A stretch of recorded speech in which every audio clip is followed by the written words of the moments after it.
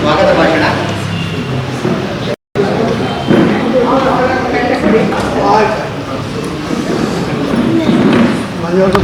ಶ್ರೀಯುತ ವೆಂಕಟರಾಮರವರಿಂದ ನಮ್ಮ ಮುಖ್ಯ ಅತಿಥಿಗಳ ವಿವರಣೆ ಕೊಟ್ಟರೆ ಸ್ವಾಗತವನ್ನು ಪರಿಚಯವನ್ನು ಮಾಡಿಕೊಡ್ತಾರೆ ಸರ್.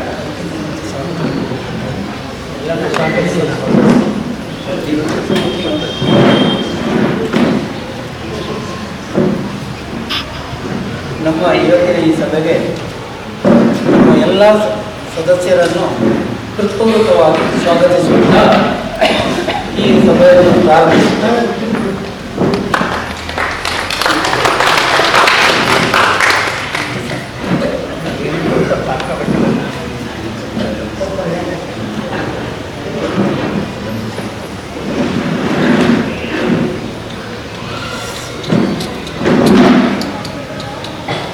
ಎಲ್ಲರಿಗೂ ನಮಸ್ಕಾರಗಳು. ಇಂದು ತಮ್ಮೆಲ್ಲರ ಮಧ್ಯೆ ಇಲ್ಲಿ ಬಹಳ ಪುಟ್ಟ ವಯಸ್ಸಿನ ಇಬ್ಬರು ಮುಖ್ಯ ಅತಿಥಿಗಳಿದ್ದಾರೆ. ಅಭಿಜ್ಞಾ ಆನಂದ್, ಅಭಿಹಿತ ಆನಂದ್. ಇವ್ರ ಬಗ್ಗೆ ನಮಗೆ ತಿಳಿದಿರೋದು ಬಹಳಷ್ಟು ಕಡಿಮೆ, ಆದರೆ ಹೊರಗಡೆ ತಿಳಿದಿರೋದು ಜನಗಳಿಗೆ ಬಹಳಷ್ಟು ಸಾಕಷ್ಟಾಗಿದೆ ಇವರ ಖ್ಯಾತಿ. ಹೇಗೆ ಅಂದ್ರೆ, ಅಭಿಜ್ಞಾ ಆನಂದ್ ಕೇವಲ 1.5 ವಯಸ್ಸು ಮಗುವಿದ್ದಾಗ ಗಾಯತ್ರಿ ಮಂತ್ರವನ್ನು ಸ್ಪಷ್ಟವಾಗಿ ಅವರ ತಾಯಿ ಮಡ್ಲಲ್ಲಿದ್ದಾಗಲೇ ಬಹಳ ಚೆನ್ನಾಗಿ ಅದನ್ನ ವಾಕ್ಯ ಇದು ಮಾಡಿದ್ದಾರೆ.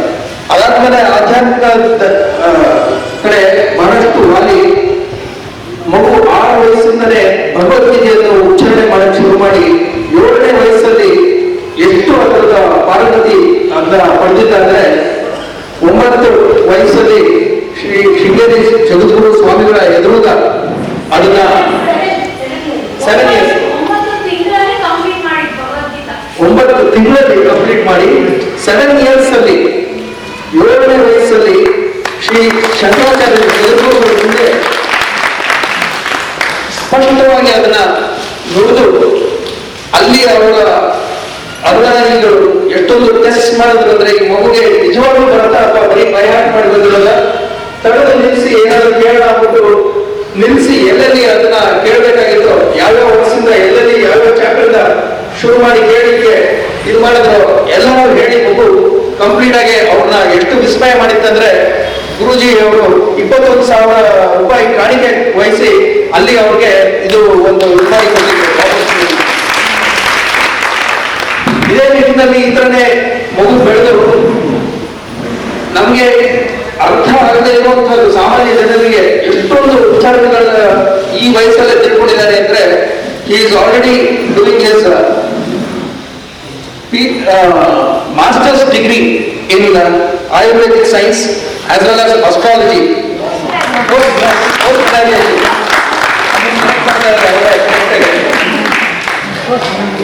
ದಯವಿಟ್ಟು ಜೋರಾಗಿ ಕಬ್ಬಾಳೆ ತಿಪ್ಪಗಾಗಿದೆ. ಇಲ್ಲಿ ಅಭೇದ ಆನಂದ್ ಅಂತ ಅವರ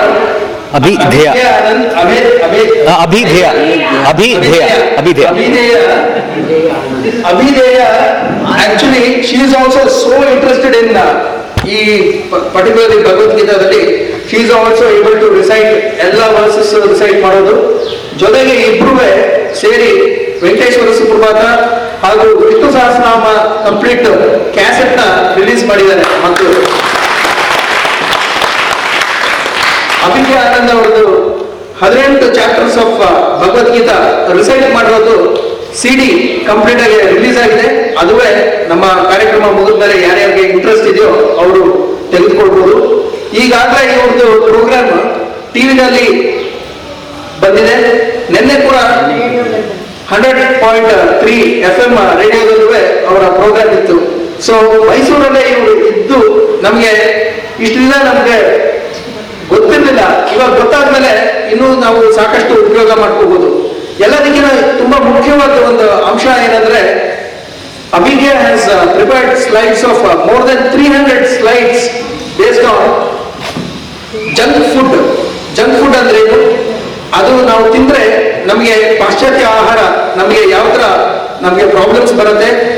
ನಮ್ಮ ಇಂಡಿಯನ್ ಆಹಾರದಲ್ಲಿ ಏನೇನು ನಮಗೆ ಸತ್ವಗಳಿದೆ, ಅದರಿಂದ ಏನೇನು ನಮ್ಗೆ ಉಪಯೋಗ ಇದೆ ಅನ್ನೋ ಒಂದು ಕಾರ್ಯಕ್ರಮನ ಸುಮಾರು 65ರಿಂದ 70 ಶಾಲೆಗಳು ಮತ್ತು ಕಾಲೇಜುಗಳಲ್ಲಿ already started doing this program. ಮುಂದಿನ ಸತಿ ಇವತ್ತು ನಾವು ಚಾಂಟಿಂಗ್ಸ್ ನ ಕೇಳೋಣ ಅವರ ಮುಖಾಂತರನೇ.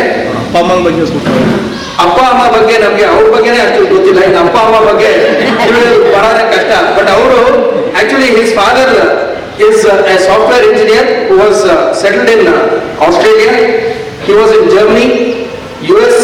ಅಲ್ಲಿಂದ ಎಲ್ಲಾನು ಪಾಶ್ಚಾತ್ಯ ನಮ್ಮ ಸಂಸ್ಕೃತಿ ಸರಿ ಇಲ್ಲ, ನಮ್ಮ ಇಂಡಿಯನ್ ಸಂಸ್ಕೃತಿ ಎಷ್ಟು ಒಳ್ಳೇದು ಎಷ್ಟು ಚೆನ್ನಾಗಿದೆ ಅಂತ ತಿಳ್ಕೊಂಡು ಮಕ್ಕಳಲ್ಲಿ ಈ ಪರ್ಟಿಕ್ಯುಲರ್ ಇದನ್ನ ಬಿತ್ತನೆ ಆ ಬೀಜ ಅವರಲ್ಲಿ ಇದ್ದುದನ್ನ ಕಂಡುಕೊಂಡು ಮೊಳಗಿಸಿ ಅವರು ಈಗ ಎಲ್ಲನೂ ಕಂಪ್ಲೀಟ್ ಆಗಿ ಪಕ್ಕಕ್ಕಿಟ್ಟು ಈ ಸರ್ವಿಸ್ಗೋಸ್ಕರನೇ is totally dedicated for this spiritual spreading of spirituality and retaining our culture. Big hand to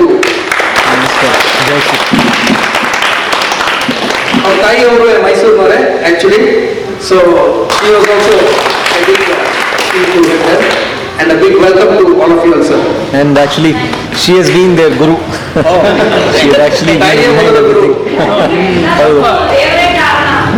So I give the complete credit to the Lord because ಅವರ ಇಚ್ಛೆ ಇದೆ ಒಂದು ಹುಲ್ಲು ಸಹ ಅಲ್ಲಾಡಲ್ಲ, ಅದೆಲ್ಲರಿಗೂ ಗೊತ್ತಿದೆ.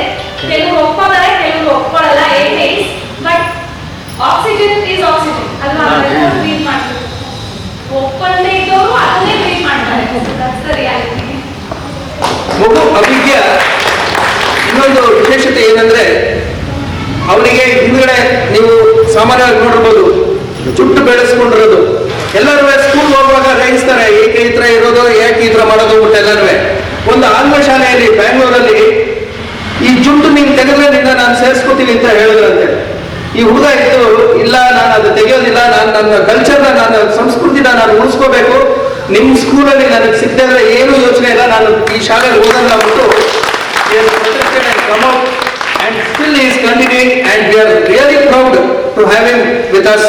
ಯಾಕೆಂದ್ರೆ ಇಂಥ ಮಕ್ಕಳು ನಮ್ಮಲ್ಲಿ ನಮ್ಮ ಸಂಸ್ಕೃತಿನ ಇನ್ನೂ ಡೆವಲಪ್ ಮಾಡಿ ಹೋಗ್ಲಿಕ್ಕೆ ಕಾರಣಕರ್ತರಾಗಿ ಇದ್ದಾರೆ ಅನ್ನೋ ದೃಷ್ಟಿಯಿಂದ ಮತ್ತೆ ಅವ್ರನ್ನ ಇಲ್ಲಿಗೆ ಸ್ವಾಗತ ಮಾಡಿಕೊಂಡು ನಾವು ಇವತ್ತು ಕರೆಸಿದ್ದೀವಿ. ಸೊ ಜಾಸ್ತಿ ಟೈಮ್ ತಗೊಳ್ಳಾರ್ದೆ ಅವ್ರ ಮುಖಾಂತರನೇ ಭಗವದ್ಗೀತೆನ ಕೇಳೋಣ. Thank you.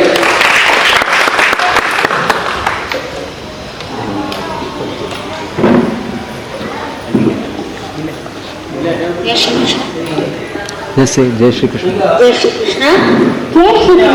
ಮತ್ತೆ ಅಭಿನಯ ಇವರಿಬ್ಬರಿಗೂ ಸಹ ನಮ್ಮ ಈ ಸಭೆಯಿಂದ ವಂದನೆಗಳನ್ನು ಅರ್ಪಿಸ್ತಾ ತಮ್ಮ ಅನುಭವ ತಮ್ಮ ಗೊತ್ತಿದ್ದ ವಿಷಯವನ್ನು ನಮ್ಮೆಲ್ಲರಿಗೂ ಮನದಟ್ಟು ಮಾಡುವಂತೆ ನಾವು ಹೇಳಬೇಕು ಅಂತ ಹೇಳಿ ಕೇಳ್ಕೊಂಡು ತಮ್ಮ ಪ್ರೋಗ್ರಾಮ್ ಸ್ಟಾರ್ಟ್ ಮಾಡಬೇಕು.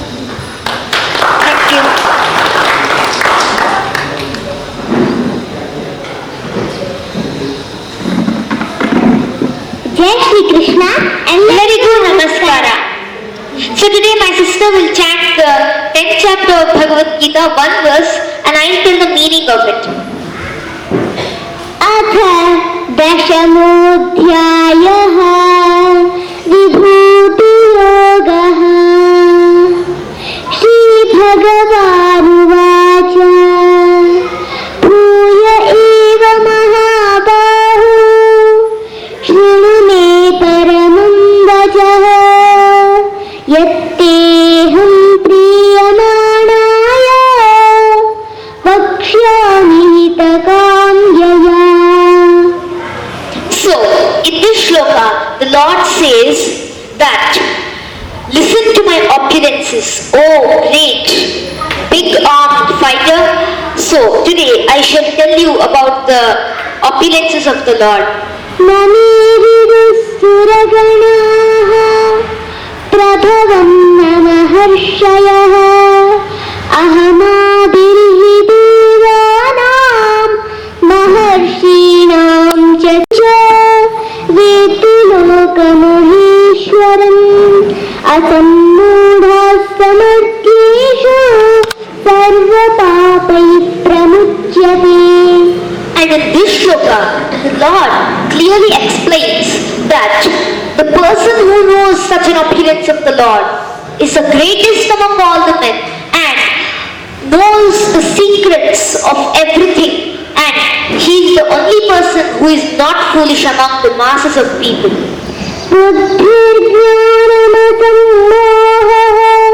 क्षमा सत्यं दमः शमः सुखं दुःखं भवो भावः भयं च भयमेव च अहिंसा समता तुष्टिः तपोदानं यशो यशः भवन्ति भावा भूतानां मत्त एव पृथग्विधाः.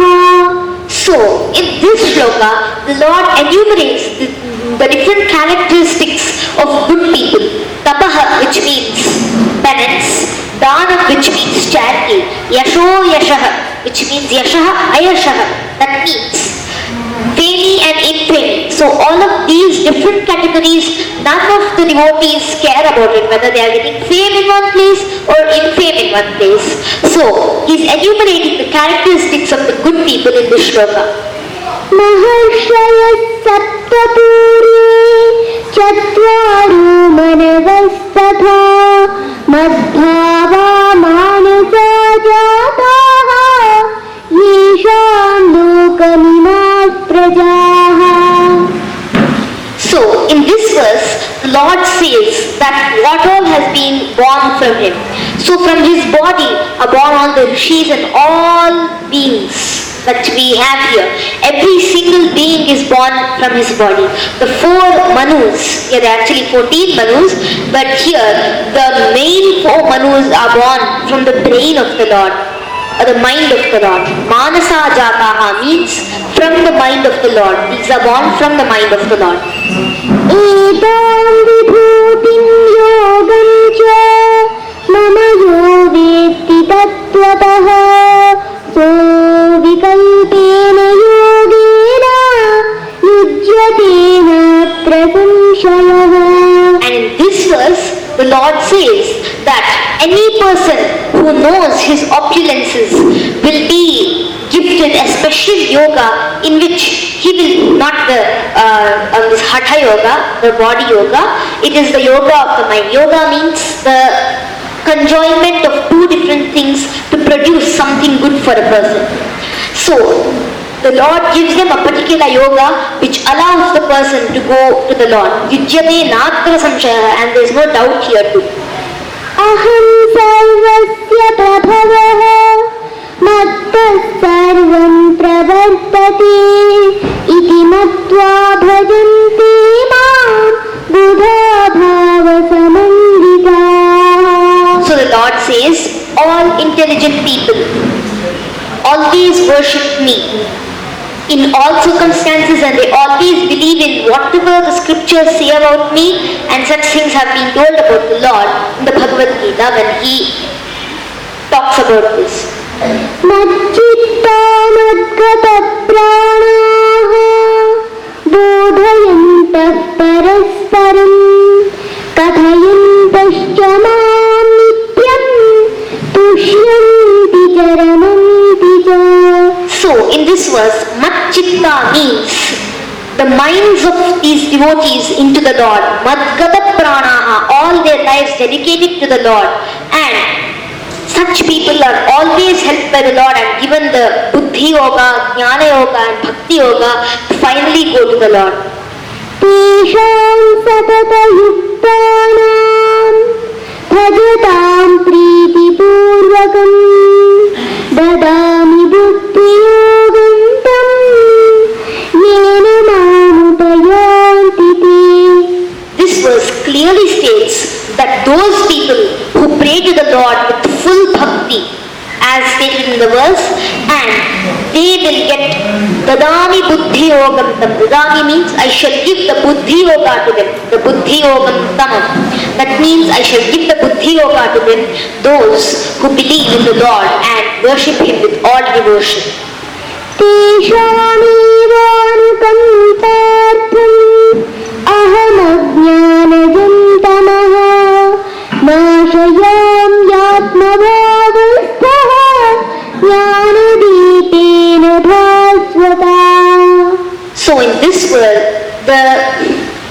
says that everyone has a kind of an arrogance. Ajnanajam tamaha. That means the darkness born out of arrogance.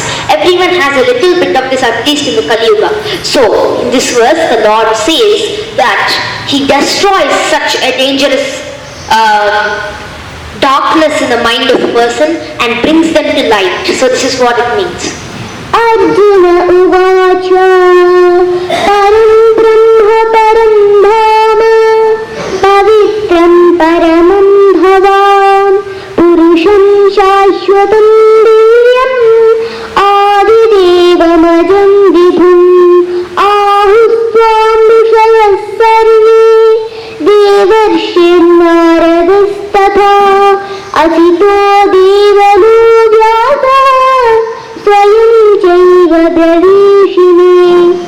So, in this verse, the Lord, Arjuna says that, "Oh Lord, you are the greatest of all, and you are the Paramadhama, or the highest abode, and the highest form of opulence, and you have all opulences. This all is agreed by me." And also, he tells that Asika, Devala, Vyasa, Narada, all of these sages have told about the Lord in different Puranas, in different texts. So, he wants to hear from the Lord from his own lotus lips. Sarvamedadridam manye yannam vadasi keshava mahite bhagavan yastin vidurdevanadanovaha. Arjuna in this verse says again, just like what he said in Namevidusuraganaha, the Danavaha nor the Devas. Danava means demons, Devas means the gods. So none of these know the opulence, and therefore he wants to know the opulence from the Lord. Swayamevatmanatmanam vidhatum purushottama bhutadhavana bhutesha deva jagatpati.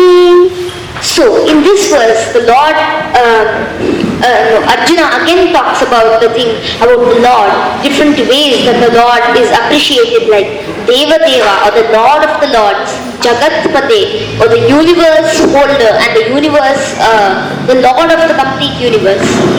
Vaktumarhasya sheshena divyāhyātma vibhūtayaha yābhirvibhūtibhirlokāt imān svam vyāpya tishtati. So in this verse, Arjuna again praises the Lord and appreciates Him, saying that He pervades the complete universe, enters inside every single atom of whatever is there. Every single creature, every single small atom has a Lord. So this clearly explains Vyapya, which means pervading throughout the complete universe and is getting inside every single item in the world. And that's why he appreciates the Lord in this way too. So this word Vyapya is very significant. Katham vidyamaham yogin tvam sada parichintayan keshu keshu cha bhavishu chintyosi bhagavan maya. In this verse, Arjuna asked the Lord that how are you known to all the yogins, and he calls Krishna a yogin, or because the Krishna is master of the yogins, he's a mystical yogi. So he's asking that yogin, what is the way that people know you, and how should you be known? By your opulences, by bhakti, and he's asking such questions to the Lord, which shall be answered in the next few shlokas.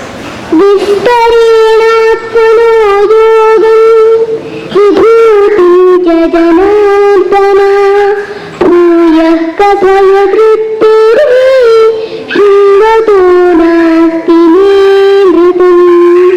Again in this verse, Arjuna says that there is no limit to your opulences, and therefore please describe these opulences to me in detail, as I never tire of hearing such things from your lotus mouth, is what he says in this verse. Shri Bhagavanuvacha Hantati Kathadishyami Divyāhyātma Vibhu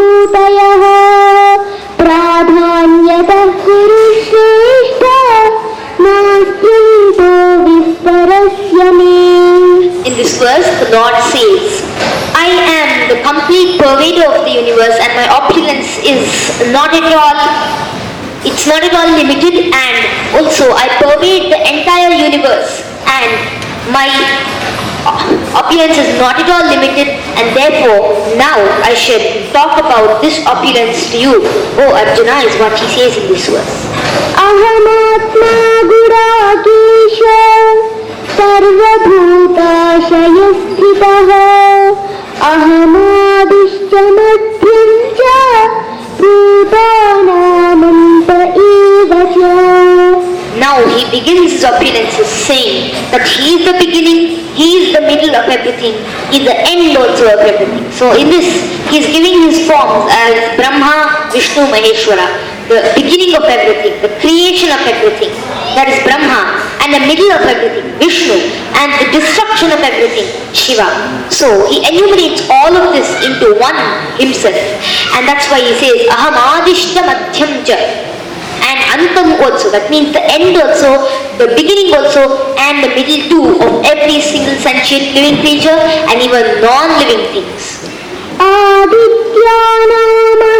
विष्णुः ज्योतिषां रविरंशुमान् मरीचिर्मरुतामस्मि नक्षत्राणामहं शशी. So in this one, the Lord says that of the Adityas or the sons of Aditi, the mother of the gods, he is Vishnu because Vishnu had been born as Vamana in the womb of Aditi. So that's why of the Adityas, the 12 Adityas, Vishnu is also one. And he says that he is Vishnu of them. The next thing is of the bright things in the world. There are many bright things, a lamp or even an electric bulb, everything, many things are bright. Something reflect light and many things are self-illuminous. Of these, he says, Raviram Shuman, that means the sun god. He is the sun god of all bright and luminous objects. And of the Marichis, he is a celestial being called Marichi. And that's why he is enumerating his opulences in this way. वेदानां सामवेदोऽस्मि वेदानामस्मि वासवः इन्द्रियाणां मनश्चास्मि भूतानामस्मि चेतना. So in this verse, he says that of the Vedas, he is the Samaveda, and of the different kinds of gods, he is the Vasu, the 8 Vasus, Ashtavasus. The 8 Vasus are very predominant gods which own the nakshatra, Dhanishta, and they are the greatest of all gods. They are the peers of all gods. They stay on the top of all gods. And therefore he says that of the gods he is Vasu. And then so Devanam Asmi Vasavaha, Indriyanam Manashchasmi. Of all the sensory organs, he is the brain. And then Chetana, he says. Of all the different things that creates the body, he is Chetana, brilliance of the mind, brilliance of the body, or effulgence and glowing of the body. रुद्राणां शङ्करश्चास्मि वित्तेषो यक्षरक्षसां वसूनां पावकश्चास्मि मेरुशिखरिणामहम्. So they are Ekadasha Rudras. Of them he is Shankara or Shiva because Shiva belongs to the group of Rudras, the 11 Rudras. And then Rudranam Shankarashchasmi Vitteshu Yaksharakshasam, which means that Kubera, the lord of money, Vitteshaha. Vittasya Isha Vitteshaha. So he is the lord of money, Kubera, and he belongs to the Yaksha group. So of all these Yaksha Rakshasas, he is Kubera. And then of Vittesho Yaksha and Vasunam Pavakashtasmi. And of these Vasus, in the previous verse he had said that Devanam, he is the Vasa. He is Vasu of the gods. So in this he says of the Vasus, he is Pavaka of fire, the purest of all. पुरोधसां च मुख्यं विद्धि पार्थ बृहस्पतिं सेनानीनामहं स्कन्दः सरसामस्मि सागरः. So in this verse, the Lord says that He is of all the priests, different kinds of priests, He is Brihaspati. And the next thing is, of all kinds of commanders, military commanders, He is Skanda or Kartikeya. And of all, so the shloka says that Skanda, after that it is, can you repeat the shloka again? पुरोधसां च मुख्यं विद्धि पार्थ बृहस्पतिं सेनानीनामहं स्कन्दः सरसामस्मि सागरः. Sarasamasmi Sagaraha means of the flowing things. He is the ocean, the greatest of all flowing things. But there is nothing that flows or that has water greater than the ocean or the sea. महर्षीणां भृगुरहं गिरामस्म्येकमक्षरं यज्ञानां जपयज्ञोऽस्मि स्थावराणां हिमालयः. So in this verse he says that of the great rishis he is Bhrigu, and of the other opulences he is different kinds of things. In this he is enumerating all different kinds of opulences. उच्चैश्रवसमश्वानां विद्धि माममृतो अश्वत्थः सर्ववृक्षाणां देवर्षीणां च नारदः गन्धर्वाणां चित्ररथः सिद्धानां कपिलो मुनिः. So in this he says that Siddhanam Kapilo Munihi, he is Kapila of all the Darshana Shastra makers, and also he is of the Gandharvas, the great musical people. He is Chitraratha, the greatest of them and the guru of all the Gandharvas. That means Gandharva Shastra means music, dance, drums, everything comes under Gandharva Shastra or the Shastra of enjoyment. उच्चैश्रवसमश्वानां विद्धि माममृतोद्भवम् ऐरावतं गजेन्द्राणां नराणां च नराधिपाम्. So in this he says of all the different horses, he is the horse called Uchchaishrava, which was born out of the ocean when the churning of the ocean had happened. So then he says that he is another opulence, that is can you repeat the one again?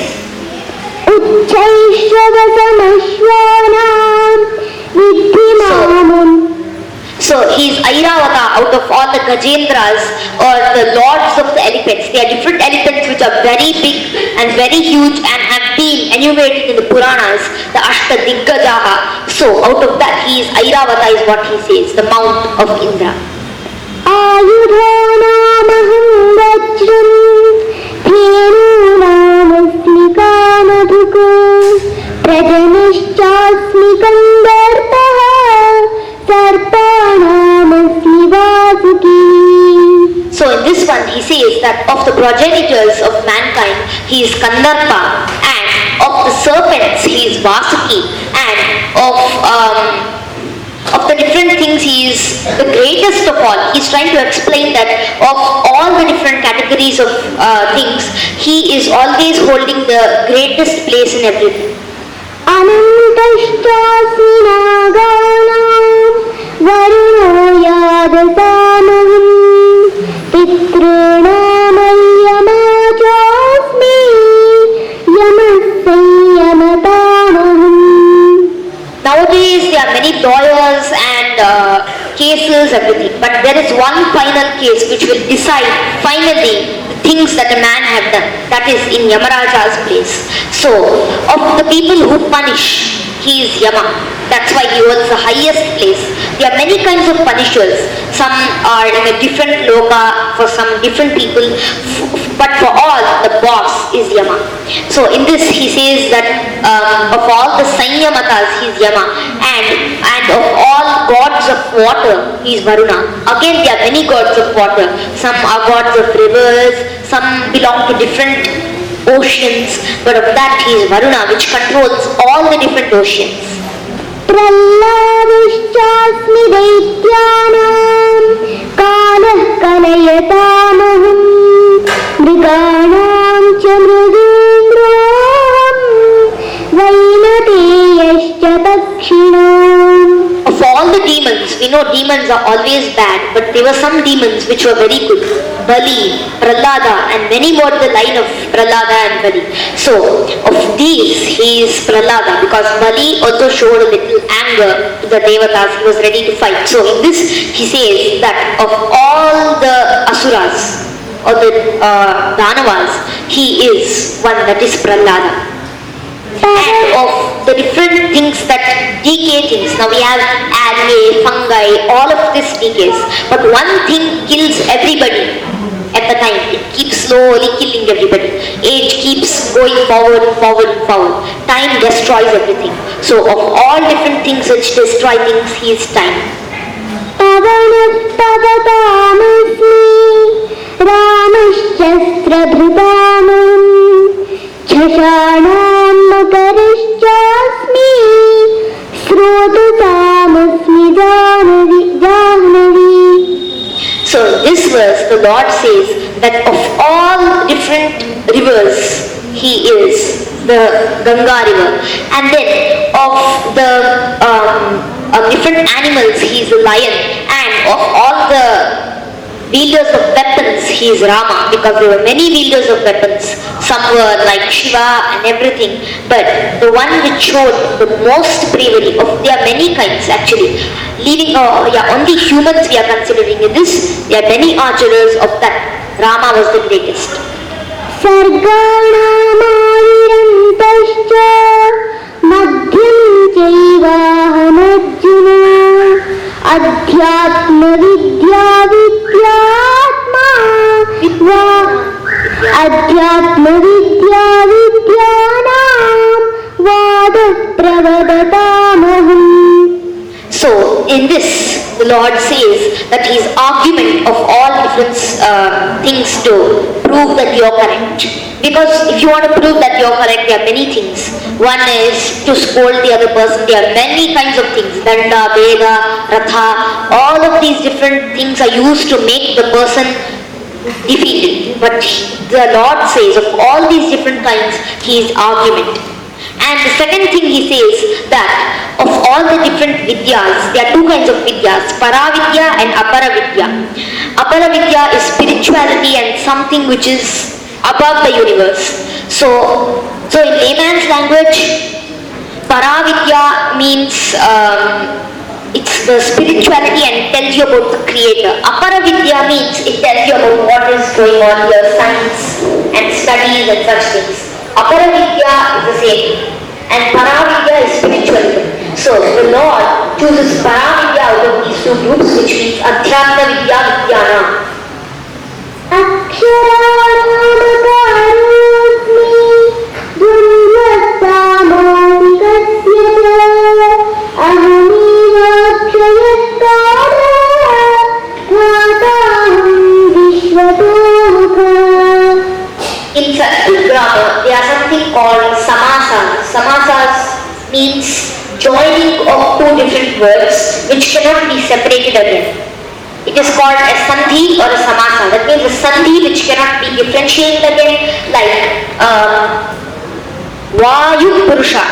So Vayoha Purusha, Vayu Purusha.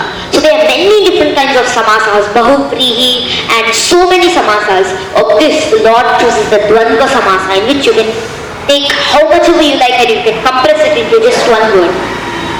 मृत्युः सर्वहरश्चाहम् उद्भवश्च भविष्यताम् कीर्तिश्रीर्वाक्युनारीणां स्मृतिर्मेधा धृतिक्षमा. Of all the women, he chooses Kirti and Vak. So So Kirti and Vak means fame and speech. So these two is what he chooses from that, and of different ways to just and of different control things of the brain. He rules smriti or remembrance. बृहत्सारदधासानां Gayatri छन्दसामहं मातानां मार्गशीर्षोऽहं स्मृतिर्मेघ ऋतूनां कुसुमाकरः. Of all the ritus or seasons, he is the Kusumakara or the spring season, and then of all different kinds of months, he is Margashira month. And like this, he enumerates every single thing that he is of all. द्यूतं जलयतामस्मि तेजस्तेजस्विनामहं जयोऽस्मि व्यवसायोऽस्मि सत्त्वं सत्त्ववतामहम्. So in this verse, he says that he is Dyuta, that means gambling of the cheats. When he wants, the Lord can become the greatest of cheats, and when he wants, he can also become the greatest of good people. So Dyutam Chalayatam-asmi, of the evil people, the cheats, the evil people, of all of them, he is the gamblers, the people who play gambling. So he belongs to that kind also. He has chosen the most powerful of the cheats. They are the gamblers. The second thing he says is Sattvam Sattvavatama. Of all truthful people, I am their truth. And strength of all strong people. For of everything, of all famous people, I am the greatest of the famous people. Like that, he keeps enumerating every single thing, the greatest of every single thing. कृष्णानां वासुदेवोऽस्मि पाण्डवानां धनञ्जयः मुनीनामप्यहं व्यासः कवीनामुशना कविः. In this verse, he says that he is of all the Vrishnis, that means the people who are born with the clan of Vrishni, he is Krishna or Vasudeva, and of all the Pandavas, he says he is Dhananjaya or Arjuna, and he also says of all the Maharshis, he is Vyasa, and of all the poets, he is Ushana, the greatest of the poets. At that time, there was no Kalidasa, those many years back, so he took Ushana as his choice. दण्डोदमयतामस्मि तेजस्वी दण्डोदमयतामस्मि नीतिरस्मि जिगीषितां मौनं चैवास्मि गुह्यानां ज्ञानं ज्ञानवतामहम्. This again he says that of all knowledgeable people, I am their knowledge. And of all secrets, he is silence. Silence is the main secret. Secret doesn't mean you say lies to somebody and make it a secret. It means just silence. Silence about the issue is the greatest of secrets, and it cannot be rivaled by anything. That can be even suspended inside one brain for even millions of years and may not be known by anybody if you don't just if you don't spill the beans out. यच्चापि सर्वभूतानां बीजं तदहमर्जुन न तदस्ति विना यस्यातः मया भूतं चराचरम्. So in this he says there is not a single creature, not a single grain, not a single piece of leaves, nothing, and no signs. Nothing will happen without the God's grace, without His grace, he says in this verse. नान्तोऽस्ति मम दिव्यानां विभूतीनां परं तप एष तुद्यो हरिः ॐ तत्सत् श्रीकृष्णार्पणमस्तु. जय Shri Krishna.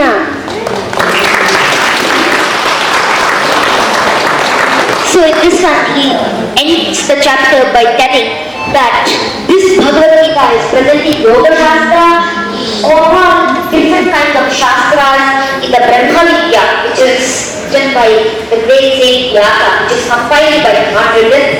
All of these, the Yoga Shastra composed by Patanjali, it is all present about this Bhagavad Gita. Whatever Bhagavad Gita is there, that all is present in Yoga Shastra and Brahma Vidya. And then it ends with Om Tat Sat, which is found in the 17th chapter. Jai Shri Krishna, Hari Om.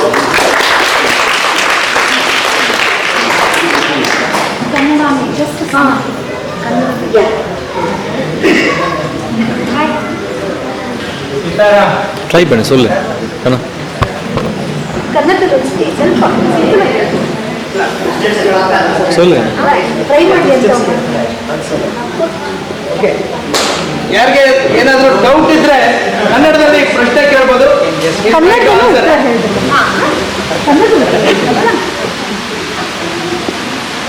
ಯಾರಿಗೇನೇ ಪ್ರಶ್ನೋತ್ತರ ಇದ್ರೆ ಕನ್ನಡದಲ್ಲಿ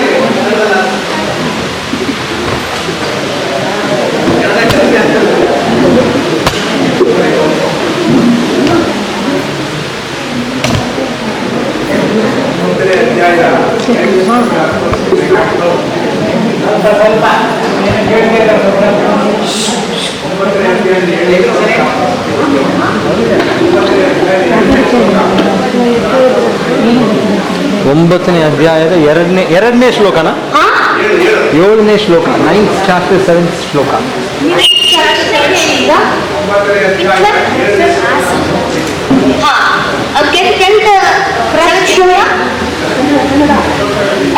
7ನೇ ಶ್ಲೋಕ ಹೇಳ್ತೀರಾ, ಅದಕ್ಕೆ ಅರ್ಥ ಹೇಳ್ತೀರಾ?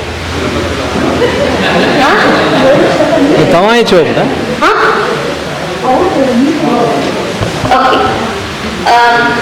You start the shloka because I can't recognize by the number. ನೀವು twelve ಸರ್ವಭೂತಾನಿ Kaunteya ಸಣ್ಣ One second. ಪ್ರೀವಿಯಸ್ ಶ್ಲೋಕ ಇದೆ. ಸರ್ವಭೂತಾನಿ Kaunteya ಪ್ರಕೃತಿಂ ಯಾಂತಿ.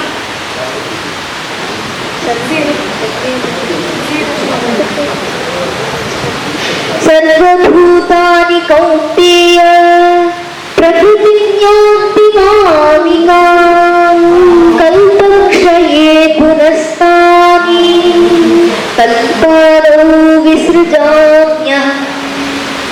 So in this verse he says, ಈ ಶ್ಲೋಕದಲ್ಲಿ ಸರ್ವಭೂತಾನಿ ಅಂತ ಹೇಳ್ತಾರೆ ಶ್ರೀಕೃಷ್ಣ. ಎಲ್ಲ ಭೂತಗಳು, ದಟ್ ಮೀನ್ಸ್ ಎಲ್ಲ ಲಿವಿಂಗ್ ಎಂಟಿಟೀಸ್. ಸೊ ಟ್ರೈ ಮಾ okay try. Okay, so all living organisms, every single thing starts and ends. Okay. ಎಲ್ಲ ಲಿವಿಂಗ್ ಎಂಟಿಟೀಸ್ಗಳು they all start ಮತ್ತೆ ಎಂಟು ಆಗುತ್ತೆ. It all ends and starts. That means ಆದಿ ಮತ್ತು ಅಂತ ಎಲ್ಲ ಲಿವಿಂಗ್ ಆರ್ಗಾನಿಸಮ್ಸ್ಗಳು ಇರ್ತದೆ. That's why in this verse he tells that every single organism has its end and its beginning too. So all of that is controlled by the lord only. वो last में छो ना all of this controlled by the Lord. Kannada how do you say? सोल्ले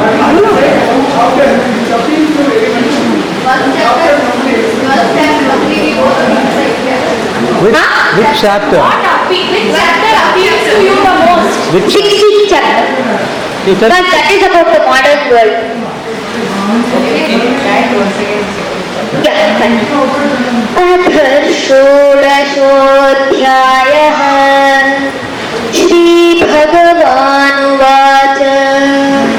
अभयं सत्त्वशुद्धिः ज्ञानयोगव्यवस्थितिः दानं तपश्च यज्ञश्च स्वाध्यायस्तप आर्जवम् अहिंसा सत्यमक्रोधः त्यागश्शान्तिरपैशुनम् दया भूतेष्वलोलुप्त्वम् मार्गवम् ह्रीरचापलम् तेजः क्षमा धृतिः शौचम् अद्रोहो नातिमानिता भवन्ति सम्पदं दैवी अभिजातस्य भारत द्वौ भूतसर्गौ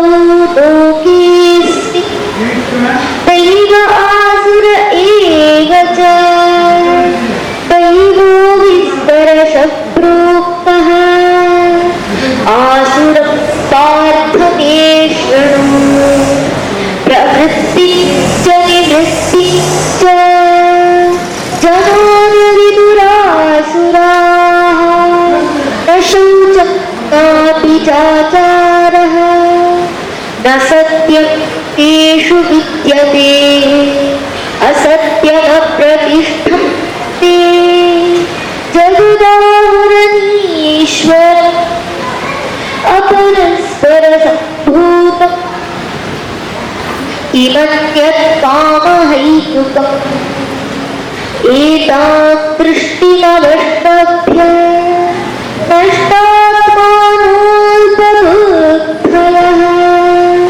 प्रभवन्त्युग्रकर्माणः क्षयाय जगतो हिताः काममाश्रित्य दुष्पूरम् दम्भमानमदान्विताः मोहात् गृहीत्वा सद्ग्राहात् प्रवर्तन्तेषु चिव्रताः चित्तानपरिमेयाञ्च प्रलयान्तानुपाश्रिताः कामोपभोगपरमाः एतावदिति निश्चिताः आशापाशशतैर्बद्धाः कामक्रोधपरायणाः ईहन्ते कामभोगार्थम् अन्यायेनार्थसञ्चयान् इदमद्य मया लब्धम् इदं प्राप्स्ये मनोरथम् इदमस्तीदमपि मे भविष्यति पुनर्धनम् असौ मया हतः शत्रुः हन्ष्ये चापरानपि ईश्वरोऽहमहं भोगी सिद्धोऽहं बलवान् सुखी आढ्योऽभिजनवानस्मि कोऽन्योऽस्ति सदृशो मया यक्ष्ये दास्यामि मोदिष्य इत्यज्ञानविमोहिताः अनेकचित्तविभ्रान्ताः मोहजालसमावृताः प्रसक्ताः कामभोगेषु पतन्ति नरकेषु तु आत्मसम्भावितास्तब्धाः धनमानमदान्विताः यजिते नाम यज्ञैस्ते दम्भेनाविधिपूर्वकम् अहङ्कारं बलं दर्पं कामं क्रोधं च श्रिताः कामात्मपरदेहेषु प्रद्विषन्तोऽभ्यसूयकाः. Enough. 16th enough, I think. You're reducing the Q&A time. You can ask more questions. Last 3 more shlokas are finished. तानः त्रिशतः क्रूरा संसारेषु नराधमान् क्षिपाम्यजस्रमशुभा आसुरीष्वेव योनिषु आसुरीर्योनिमापन्नाः मूढा जन्मनि जन्मनि कामप्राप्यैव कौन्तेय ततो यान्त्यधमां गतिम् ಯಶಾಸ್ತ್ರವಿಧಿ ಸೃಜ್ಯ ವರ್ತತೆ ಕಾಮಕಾರಕಃ ನ ಸ ಸಿದ್ಧಿಮವಾಪ್ನೋತಿ ನ ಸುಖಂ ನ ಪರಾಂ ಗತಿಂ ತಸ್ಮಾತ್ ಶಾಸ್ತ್ರ ಪ್ರಮಾಣತೆ ಕಾರ್ಯವ್ಯವಸ್ಥಿತಂ ಜ್ಞಾತ್ವಾ ಶಾಸ್ತ್ರವಿಧಾನೋಕ್ತಂ ಕರ್ಮ ಕರ್ತುಮಿಹಾರ್ಹಸಿ ಓಂ ತತ್ಸದಿತಿ ಶ್ರೀಮದ್ಭಗವದ್ಗೀತಾಸು ಉಪನಿಷತ್ಸು ಬ್ರಹ್ಮವಿದ್ಯಾಯಾಂ ಯೋಗಶಾಸ್ತ್ರೇ ಶ್ರೀಕೃಷ್ಣಾರ್ಜುನ ಸಂವಾದೇ ದೈವಾಸುರ ಸಂಪದ್ವಿಭಾಗಯೋಗೋ ನಾಮ ಷೋಡಶೋऽಧ್ಯಾಯಃ ಹರಿಃ ಓಂ ತತ್ಸತ್ ಹರಿಃ ಓಂ ತತ್ಸತ್ ಹರಿಃ ಓಂ ತತ್ಸತ್ ಶ್ರೀಕೃಷ್ಣಾರ್ಪಣಮಸ್ತು. ಜಯ ಶ್ರೀಕೃಷ್ಣ.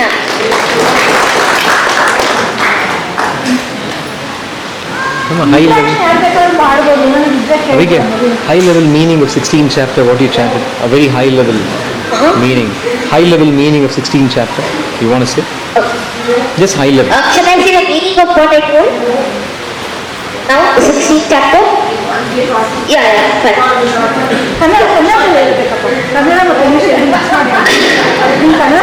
Sorry. ಕನ್ನಡದಲ್ಲಿ ಆನ್ಸರ್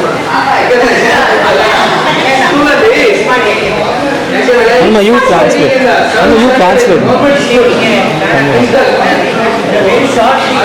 English is solluma. ಈ ವಿಶ್ವದಲ್ಲಿ ತುಂಬಾ ಜನ ಇದ್ದಾರೆ. ಒಬ್ಬರೊಬ್ರು ಒಳ್ಳೆಯವರು, ಒಬ್ಬರೊಬ್ರು ಕೆಟ್ಟವರು. There are many kinds of people. ಇವಾಗ ಬಿಲ್ ಗೇಟ್ಸ್ ತುಂಬಾ ಕೆಟ್ಟವರು.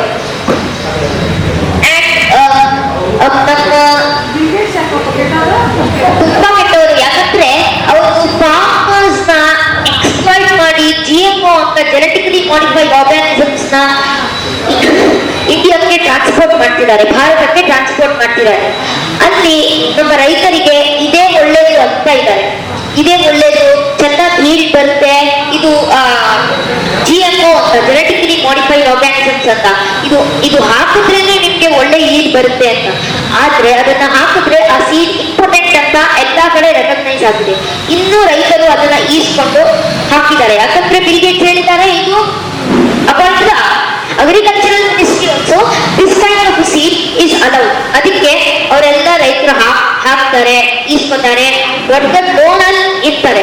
ಅವಾಗ ಹಾಕ್ತಾರೆ, ಏನ್ ಬರೋದು ಆದ್ರಿಂದ ಅವಾಗ ಏನ್ ಮಾಡೋದು, ಸುಯಿಸೈಡ್ ಮಾಡ್ತಾರೆ. ಅದಕ್ಕೆ ಬಿಲ್ ಗೇಟ್ಸ್ ಅವ್ರು ಕೆಟ್ಟವರು. Second point is Dew Point ಅಂತ ಒಂದು ಕಂಪನಿಗೆ ಫಂಡ್ ಮಾಡ್ತಿದ್ದಾರೆ.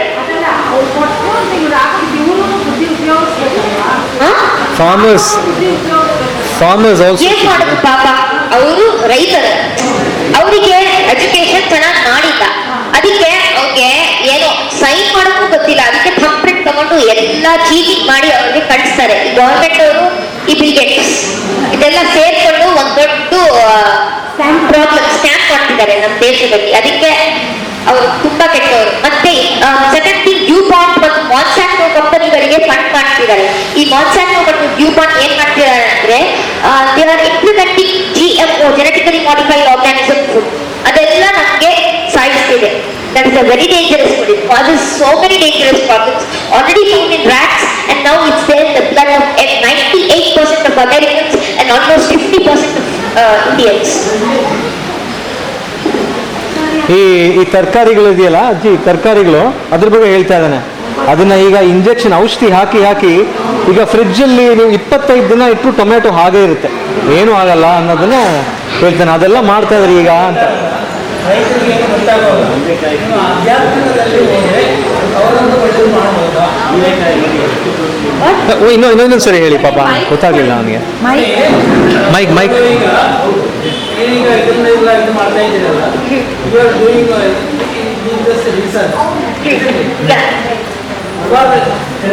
ರೈತರಿಗೆ ಅವರಿಗೆ ಈ ಈ ಒಂದು ವಿಧಾನವನ್ನು ಅಳವಡಿಸಬಾರ್ದು, ಹಾಗೆ ಇದು ಮಾಡಬಾರ್ದು ಎಂಬುದಕ್ಕೆ ನಿಮ್ಮ ಆಧ್ಯಾತ್ಮಿಕದಲ್ಲಿ ಏನಾದರೂ ಆಗುತ್ತಾ?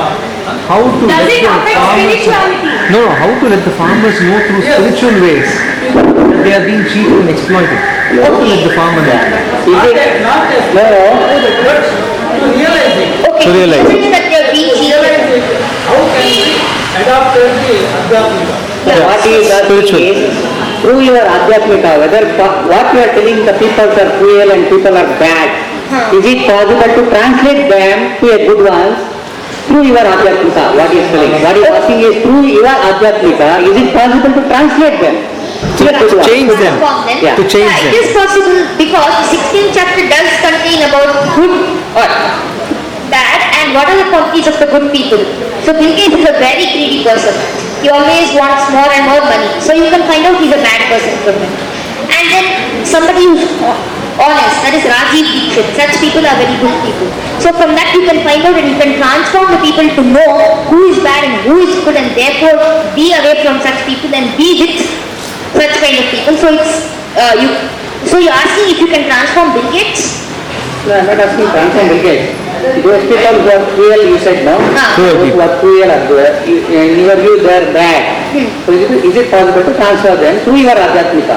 Yeah, only if they believe in Adhyatmika. No, if they don't believe in Adhyatmika, not possible. Bad people means atheists. ಆವಾಗ ಆಧ್ಯಾತ್ಮಿಕವನ್ನು ಫ್ರಂಟೇ ಬರಲ್ಲ, ಅಲ್ಲೇ ಬರಲ್ಲ ಅವರು. ಅದಕ್ಕೆ what can we do? If they do not come to spirituality, then we cannot transform them at all. This. The writers are bad people now because they are adopting the other ways. Okay. For to get them as a good person, can you say by Adhyatmika, introducing Adhyatmika to them? For that purpose you have to research. That is my thing. Okay. You have to research in that way. Okay. How The to- writers You are have to make a good people for them. yeah. The Because I am a bad man. I can do anything for the bad ways. To revise for that or to review for that, can I take Adhyatmika things? In what way you can do it? Yeah. So And writers. can you research in that way? Okay. Yeah. Right.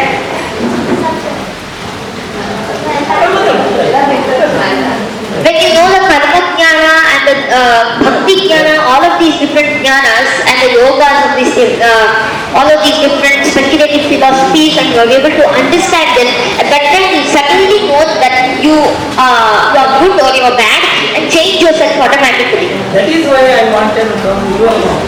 Thank you. You have to reform them. Yeah. Yes, correct. ಎಲ್ಲರಿಗೂ ನಮಸ್ಕಾರ.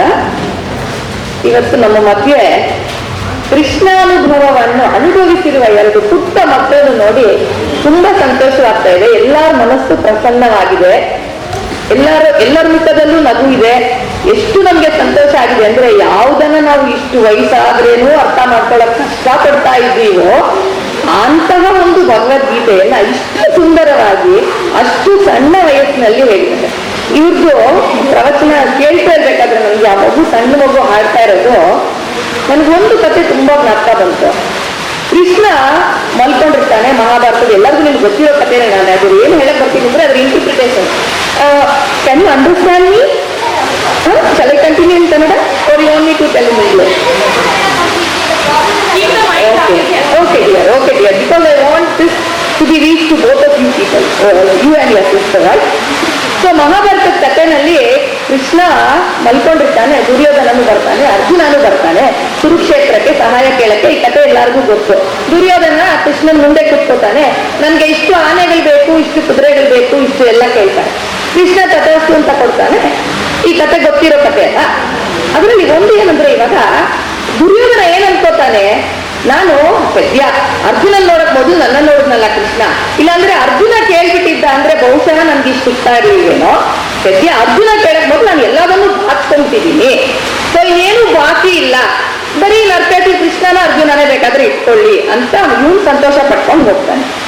ಅರ್ಜುನ ಏನ್ ಅನ್ಕೊಳ್ತಾನೆ, ಅವನಿಗೆ ಅಗಲಿ ಇರಲಾರೆ ಕೃಷ್ಣ, ನನಗೆ ನಿನ್ನನ್ನು ಬಿಟ್ಟು ಬೇರೆ ಏನಿದೆ ಕೃಷ್ಣ. ಯಾಕೆ ಹೀಗೆ ಹೇಳ್ತಾನೆ ಕೃಷ್ಣ?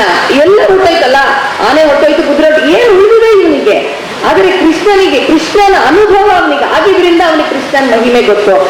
ಅವನಿಗೆ ಗೊತ್ತಿರ್ಲಿಲ್ಲ ಕೃಷ್ಣನ್ ಸಾರ್ಥಿಯಾಗಿ ತಗೊಂಡ್ರೆ ಕೃಷ್ಣ ಅಂತಹ ಪರಂಧಾಮ ವಿಭೂತಿ ಸ್ವರೂಪದಲ್ಲಿ ಅರ್ಜುನ ಕೃಷ್ಣನ ಕೇಳ್ತಾನೆ. ಇವಾಗ ಈ ಮಕ್ಕಳು ಹೇಳ್ದಂಗೆ, ಏನು ಕೃಷ್ಣ ವಿಸ್ತಾರವಾಗಿ ಹೇಳು ನನಗೆ ಅಂದ್ರೆ, ಎಲ್ಲಪ್ಪ ನಾನು ಹೇಳಿ ನಾನು ಫ್ರಾಕ್ಷನ್ ಮಾತ್ರ ಹೇಳಕ್ ಸಾಧ್ಯ ಅಂತ ಮಗು ತುಂಬಾ ಚೆನ್ನಾಗಿ ಹೇಳ್ತು. ನನ್ನ ಎಷ್ಟು ಇದೆ, ನನ್ನ ಒಪ್ಯುಲೆನ್ಸು, ನನ್ನ ಎಷ್ಟು ವಿಭೂತಿ ಸ್ವರೂಪ ಎಷ್ಟು ಇದೆ, ನಾನು ಎಷ್ಟು ಆಲ್ ಪರ್ವೇಸಿವ್, ಓಮ್ನಿಸಿಯೆಂಟ್, ಓಮ್ನಿಪೋಟೆಂಟ್ ಎಷ್ಟು ಇದೆ ನನ್ನ ಇದು ಅಂದ್ರೆ, ಅದೇ ಹೇಳೋದು ಪರಮಾತ್ಮನನ್ನ ಪರಮಾನುಭವಗಳು, ಇಲ್ಲಿ ಅನುಭವಗಳು ಒಳಕಿವಿಗೆ ಅಂತ ಹೊರಟು ಅನ್ನುವ ಭಾಷೆ ಅಂತೀವಲ್ಲ, ಹಾಗೆ ಭಾಷೆಯಲ್ಲಿ ಹೇಳಕ್ಕೆ ಆಗದಿರೋ ಇರುವಂತ ಪರಮಾತ್ಮನ ನಿನ್ನ ನೀನು ವರ್ಣಿಸ್ಕೊಪ್ಪ ಅಂದ್ರೆ ಸ್ವಲ್ಪ ನಿನಗೆ ಬೇಕಾದ್ರೆ ಒಂದು ಚುಟುಕ ತರ ನಾನು ಹೇಳ್ತೀನಿ ಅಂತ ವಿಭೂತಿ ಸ್ವರೂಪದಲ್ಲಿ ಕೃಷ್ಣ ಹೇಳ್ತಾನೆ. ಆದ್ರೆ ಅರ್ಜುನನಿಗೆ ಆ ಕ್ಷಣದಲ್ಲಿ ಕೃಷ್ಣ ನೀನ್ ಬಂದ್ರೆ ಸಾಕು, ನನಗೆ ನಿನ್ನ ಆನೆಗಳು ಬೇಡ, ನಿನ್ ಕುದುರೆಗಳು ಬೇಡ, ನನ್ಗೆ ಏನು ಬೇಡ ಕೃಷ್ಣ, ನೀನ್ ಮಾತ್ರ ನನಗೆ ಬಂದ್ರೆ ಸಾಕು ಅಂತ ಹೇಳ್ಬೇಕಾದ್ರೆ ಅವನಿಗೆ ಎಷ್ಟು ಕೃಷ್ಣ ಅನುಭವ ಇದ್ದಿದ್ರಿಂದ ಅವನನ್ನು ಹೇಳಕ್ ಸಾಧ್ಯ. ಅವನಿಗೆ ಗೊತ್ತಿರಲಿಲ್ಲ ಮುಂದೆ ಇವನೇ ಸಾರ್ಥಿಯಾಗಿ ಬರ್ತಾನೆ, ವಿಶ್ವರೂಪ ದರ್ಶನ ಕೊಡ್ತಾನೆ ಕೃಷ್ಣ ಅರ್ಜುನನಿಗೆ ಅಂತ ಅವನಿಗೆ ಕನ್ಸ್ಕೊಂಡಿದ್ವೆ, ಏನು ಗೊತ್ತಿರಲಿಲ್ಲ. ಇನ್ಫ್ಯಾಕ್ಟ್ ಇದನ್ನ ಬಹುಶಃ ದುರ್ಯೋಧನ ಮೊದಲೇ ತಿಳ್ಕೊಂಡಿದ್ರೆ ಅವನೇ ಕೇಳಿರ್ತಿದ್ದೇನೆ, ಕೃಷ್ಣ ನೀನು ಅದೆಲ್ಲ ಅಂದಿ ಕೊಟ್ಬಿಡು ಅಂತ ಅಲ್ವೇ. ಗೊತ್ತಿಲ್ಲದಿದ್ರೆ ಯಾಕೆ ಕೇಳಿಲ್ಲ ದುರ್ಯೋಧನ ಅದನ್ನ ಅಂದ್ರೆ ಅವನು ಕೃಷ್ಣ ಅನುಭವ ಇಲ್ಲ. ಅವನು ಕೃಷ್ಣನ ಅನುಭವಿಸಿದ್ರೆ ಮಾತ್ರ ಅವನು ಅದನ್ನ ಕೇಳಕ್ ಸಾಧ್ಯ. ಹಾಗಾಗಿ ಈಗ ನೀವು ಕೇಳಿದ ತಪ್ಪು ನಿಖರ ಕೇಳಿದ್ರು ಫಾರ್ಮಸ್ನ ನೀವು ಮಾಡಕ್ಕಾಗತ್ತಾ ಅಂತ. ಆಧ್ಯಾತ್ಮಿಕ ಅನ್ನೋದು ಹೆಂಗೆ ಅಂದ್ರೆ ಅದ್ರದ್ದು ಒಂದು ಸವಿ ರುಚಿ ಅದನ್ನ ಅನುಭವಿಸಿದ್ರೆ ಮಾತ್ರ ಅವ್ರು ಅದ್ರೊಳಗೆ ಹೋಗಕ್ ಸಾಧ್ಯವೇ ಹೊರತು ಪಾಪ ಈ ಮಗು ಎಲ್ಲ 4 ಜನ ಕೂಡ್ಕೊಂತ ಇದ್ರೆ ಯಾರ್ದೋ ಇಲ್ಲ. ಫಾರ್ ಎಕ್ಸಾಂಪಲ್ ಈ ನಮ್ಮ ಕೂತಲ್ಲೇ ನೋಡ್ತೀವಿ, ಯಾರ್ದೋ ಒಬ್ರು ಮೊಬೈಲ್ ಬರ್ತಾರೆ, ಇನ್ಯಾರೋ ಬರ್ತಾರೆ, ಇನ್ಯಾರೋ ಇದು ಏನೋ 108 ತಲೆಗೆ ಹೋಗ್ತಾರೆ. ಆಧ್ಯಾತ್ಮಿಕ ಅಷ್ಟು ಸುಲಭವಾಗಿ ಬರುವಂತದ್ದಲ್ವೇ ಅಲ್ಲ. ಒಂದು spiritual path is always very slow, very slow, very slow. ಅಂತದ್ರಲ್ಲಿ ಅವ್ರ ಪಾಪ ರೈತರನ್ನ ಕರ್ಕೊಂಡು ಕೂತ್ಕೊಂಡು ಹುಡುಗನ ಪಾಪ ಹೇಳೋದಿಕ್ಕೂ ಯಾತರ ಆಧ್ಯಾತ್ಮಿಕವಾಗಿ ಟ್ರಾನ್ಸ್ಫಾರ್ಮ್ ಮಾಡೋದು ಅಂತ ಹೇಳಿದ್ರೆ ಅವ್ರು ಆಧ್ಯಾತ್ಮಿಕ ಕಡೆ ಬರ್ಬೇಕಲ್ಲ. ಅವ್ರು ತುಂಬಾ ಚೆನ್ನಾಗಿ ಹೇಳ್ತಾ ಅವ್ರ ಮುಂದೆ ಬಂದು ಕೂತ್ಕೊಂಡ್ರೆ ನಾನು ಬುದ್ಧಿವಾದ ಹೇಳ್ತೀನಿ. ಬುದ್ಧಿವಾದ ಬಂದು ಕೂತ್ಕೊಳ್ಳೋದು ಒಂದು ವಿಷಯ ಆದ್ರೂ ಹೇಳೋ ಬುದ್ಧಿವಾದ ತಲೆಗೆ ಹೋಗ್ಬೇಕಾದ್ರೂ ಅದಕ್ಕೆ ಪರಮಾತ್ಮನ ಅನುಗ್ರಹ ಇರಬೇಕು. ಪರಮಾತ್ಮನ ಅನುಗ್ರಹ ಇದ್ದೀರಾ ಅವ್ರು ಆವಾಗಲೇ ಹೇಳಿದ್ರು, ಅವ್ರು ಮೊದಲು ಹೇಳಿದ್ರು ತೃಣಮತಿ ನಚಲತಿ ತೇನವಿನ ಅಂತ. ಹಾಗೆ ಯಾವ ಒಂದು ಕಡ್ಡಿಯನ್ನು ನಾವು ಧರಿಸಕ್ ಆಗ್ದಿರೋ ಇರುವಾಗ ಇವಾಗ ನನ್ಗೆ ಮಕ್ಕಳು ಕೇಳಿದ್ಮೇಲೆ ಏನ್ ಅನ್ಸ್ತಿದೆ ಅಂದ್ರೆ, ಆ ಇಬ್ಬರು ಮಕ್ಕಳಿಗೆ ಬಹುಶಃ ಕೃಷ್ಣಾನುಭವ ಇದೆ. ಇಲ್ಲಿರೋ ನಮ್ಮೆಲ್ಲರಿಗೂ ನಾವು ದುರ್ಯೋಧನ ತರ ಕೃಷ್ಣನ ನಂಗೆ ಹತ್ತೋಡಪ್ಪ ಇತ್ತೋಡಪ್ಪ ಅಂತ ಕೇಳ್ತಾ ಕೂತಿದೀವ ಅಂತ ಅನ್ಸುತ್ತೆ. ಅದನ್ನ ನಾವು ಆ ಮಕ್ಕಳ ತರ 10ನೇ ವಯಸ್ಸಿನಲ್ಲಿ 6ನೇ ವಯಸ್ಸಿನಲ್ಲಿ ಒಂದು ಮಗು ಭಗವದ್ಗೀತಾನ ಅಷ್ಟು ಕಲ್ತ್ಕೊಂಡು ಬೇರೆ ಕಡೆ ಒಲವು ತೋರಿಸ್ತೀರಾ. ನಮ್ಗೆ ಗೊತ್ತು ನಮ್ಮ ಮಕ್ಕಳನ್ನ ಕೂಡ್ಸ್ಬೇಕು ಅಂದ್ರೆ ರೈಮ್ ಹೇಳ್ಬೇಕು ಅಂದ್ರೆ ಎಷ್ಟು ಕಷ್ಟ. 740 ಶ್ಲೋಕ ಮಗು ಹೇಳುತ್ತೆ. ಅದು ಯಾವ್ದೋ ಚಾಪ್ಟರ್ ಕೇಳಿದ್ರು, ಯಾವ್ದೋ ಶ್ಲೋಕ ಕೇಳುತ್ತೆ, ಅದು ಹೇಳುತ್ತೆ ಅಂದ್ರೆ ಎಷ್ಟು ವಿಸ್ಮಯ ಅಂದ್ರೆ ನಾವು ಪರಮಾತ್ಮನ ಒಂದು ರೂಪವನ್ನ ಇಲ್ಲೇ ನಾವು ನೋಡ್ತಾ ಇದ್ದೀವಿ ಅಂತ ಅನ್ಸುತ್ತೆ. ತುಂಬಾ ಸಂತೋಷ ಆಗುತ್ತೆ. ಈ ಮಕ್ಕಳಿಗೆ ಮಾತ್ರ ಪರಮಾತ್ಮನ ಅನುಗ್ರಹ ಸಂಪೂರ್ಣವಾಗಿದೆ. ಆದ್ರೆ ಅವರು ಹೋಗೋ ದಾರಿಯಲ್ಲಿ ಪರಮಾತ್ಮ ನಮ್ಮನ್ನು ಕರ್ಕೊಂಡು ಹೋಗ್ಲಿ ಅಂತ ಅವ್ರು ನಮ್ಮ ಲೀಡರ್ಸ್ ಆಗಿ ನಾವು ಫಾಲೋವರ್ಸ್ ಆಗಿರೋದು ಇಷ್ಟಪಡ್ತೀವಿ. Very good.